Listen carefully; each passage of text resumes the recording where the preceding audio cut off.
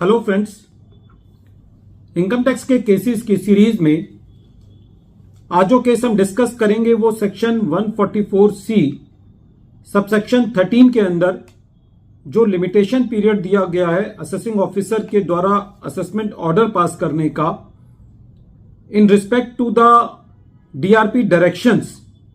वो 1 महीने का पीरियड है कि जब असेसिंग ऑफिसर को डीआरपी की डायरेक्शन जिस महीने में मिलती है तो उस महीने से नेक्स्ट मंथ तक असेसिंग ऑफिसर को सेक्शन 144C सबसेक्शन 13 के अंदर अपना असेसमेंट ऑर्डर पास करना होता है। प्रेजेंट केस में इशू ये था कि डीआरपी ने मार्च के अंदर अपनी डायरेक्शंस को इनकम टैक्स पोर्टल पर अपलोड कर दिया, लेकिन जो असेसमेंट ऑर्डर पास किया गया वो जून 2022 में किया गया।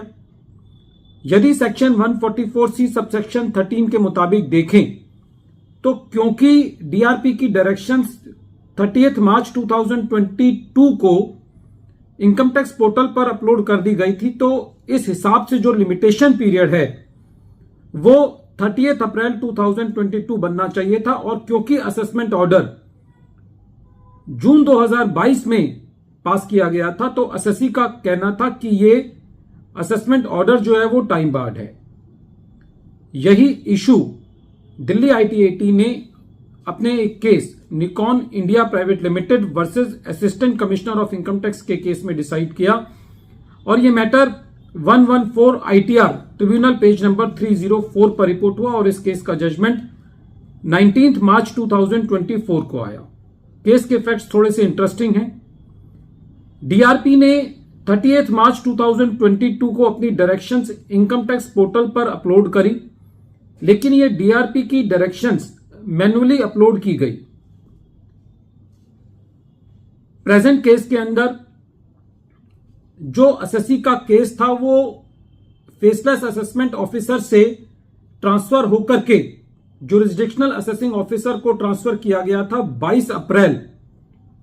2022 को, और इस नोटिंग के साथ ट्रांसफर किया गया था कि जो असेसमेंट ऑर्डर की जो लिमिटेशन डेट है वो 30 अप्रैल 2022 है। बाद में जो असेसमेंट ऑर्डर जो पास किया गया वो जून 2022 में पास किया गया, और जब ये मैटर ट्रिब्यूनल में इस मुद्दे पर एसएससी कंटेस्ट कर रहा था कि ये असेसमेंट ऑर्डर जो है वो बैड इन लॉ है, क्योंकि ये सेक्शन 144C सबसेक्शन 13 के मुताबिक within 1 month from the end of the month in which the DRP directions are received by the assessing officer pass नहीं किया गया। तो रेवेन्यू की ये दलील थी कि प्रेजेंट केस के अंदर जो डीआरपी की डायरेक्शंस हैं वो केस हिस्ट्री नोटिंग के अंदर असेसिंग ऑफिसर को 2 मई 2022 को दिखाई दी। इसीलिए यह माना जाना चाहिए कि असेसिंग ऑफिसर को डीआरपी की डायरेक्शंस 2 मई 2022 को रिसीव हुई, और उस हिसाब से जो असेसमेंट ऑर्डर है, क्योंकि वो जून 2022 में पास कर दिया गया है, वो विद इन लिमिटेशन पीरियड है। लेकिन एसएससी का यह कहना था कि जो फेसलेस असेसमेंट ऑफिसर है और जो डीआरपी है वो उन दोनों के बीच में एक प्रिवेसी है, और जब डीआरपी ने अपनी डायरेक्शंस को पोर्टल पर 30 मार्च 2022 को अपलोड कर दिया तो ये माना जाएगा कि असेसिंग ऑफिसर को वो सेम डेट पर मिल गई।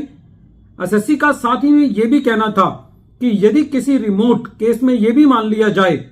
कि 22 अप्रैल 2022 को जब ये केस फाओ से जाओ में ट्रांसफर किया गया तो इस नोटिंग के साथ ट्रांसफर किया गया कि जो